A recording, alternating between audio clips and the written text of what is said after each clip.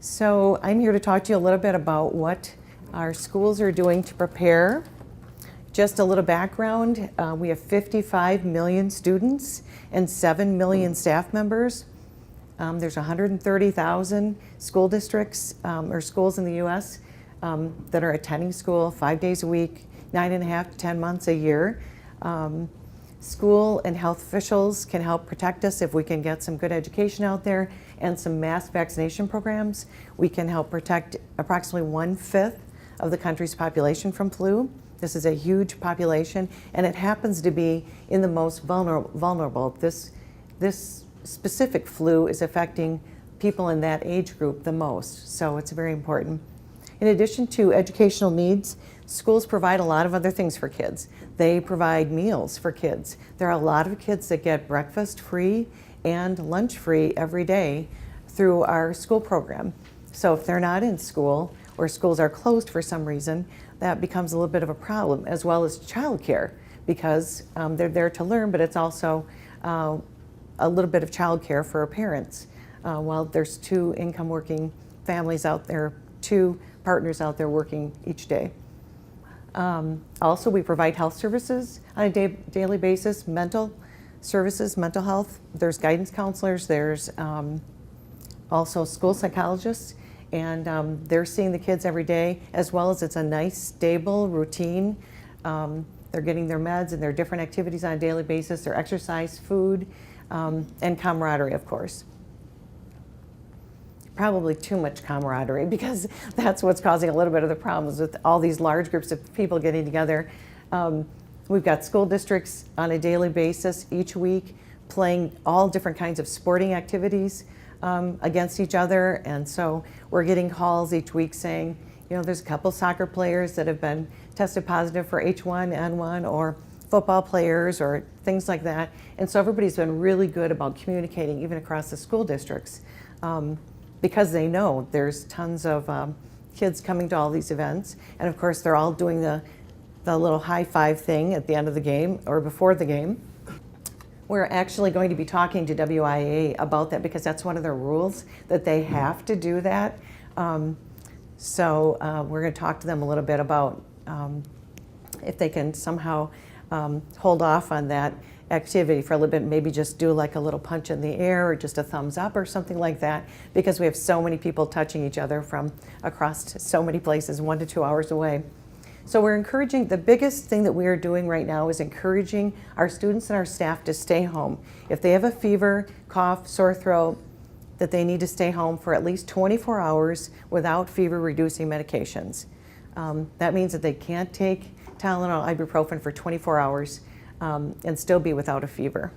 That, I can tell you that that message has been strong and clear, and our parents are doing a great job of keeping the kids home if they are sick. And the staff members too. If they're coughing or looking a little flushed and maybe not feeling very well, they're coming into the nurse's office as well and getting checked out and getting their temperatures taken. We're educating on hand hygiene and cough and respiratory etiquette, like both my colleagues mentioned earlier.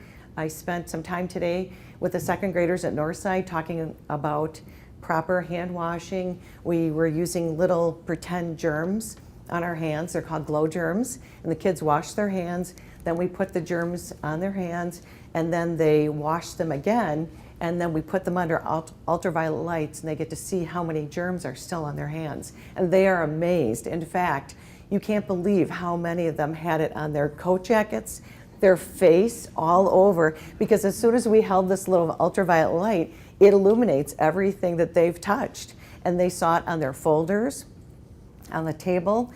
And so we talked to them about how that's how germs spread, is by contact in all of those places. And a little girl didn't remember. I said, did you put your hands on your forehead? And she said, no. And the next minute she did like this with both of her hands, you know, and so that's just what she had, was 2 wipes, you know, there of pink glow germs. So anyway, the kids, even at second grade and kindergarten and first grade, we're making activities that are fun for them, and they're really learning, because it wasn't just a few minutes later when one of the students started coughing, and he coughed into his hand, and a couple of the kids reprimanded him and said, into your elbow, into your sleeve, not your hand, you know.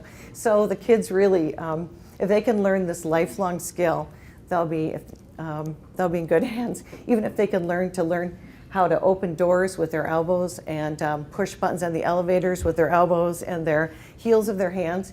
And you would be amazed at the amount of people that, hold on to the elevator things in airports and all of the railings, which some people need to, but a lot of the kids like to just wipe their hand along the whole edge of it. So they've just picked up germs from who knows how many people. So that has been huge for us, and we've had a little fun doing it. We've also added hand sanitizer pumps in each of the classrooms. We did that last spring. Actually, we've been doing that for a year or two. We also have new pumps, the little foam pumps that are in the cafeterias for the cold and the hot lunch line. The kids have been great about using those. Families have been great about supplying some of those hand pumps to the classrooms. We also have toolkits on our website, which is a lot of information where you can just click on the website and then print out information on what to do, how to protect yourself, how to prepare yourself at home, when to keep your children home, when for you to stay home from work. We have current information going out to all the staff each week if there's anything new coming up with the guidance from CDC or the Department of Public Health. We also have talked to our cleaning staff about enhancing the cleaning routines just a little bit more, making sure that the desks are wiped off. Even the kids are helping us with that. We've got Clorox wipes in all of the rooms, or any of those types of wipes, and the kids are wiping off the desks too, so that we can just really do a good job of sanitizing everything, I should say. The keyboards, the headphones, all the different kinds of things that kids are touching all day long, pencils, pens, chalkboards. The other thing that we do is we have nursing services at all the schools, part-time. Each school has about 4 to 5 hours a day, and we're very happy about that because they're very, very busy seeing a lot of kids, triaging kids, separating the kids with skin knees, the kids that have fevers and coughs. We've done a lot of work in making ways to figure out where are we going to put our people if we have 10 or 15 kids come in at once. What's our overflow room? So where do we put the kids that we're going to be seeing, the kids we're looking at and assessing, and then the kids that are waiting to go home? So that's an important process in keeping the kids separated, as well as the skin knees and the little hurt fingers and Band-Aids and those kinds of things from the kids that are really sick.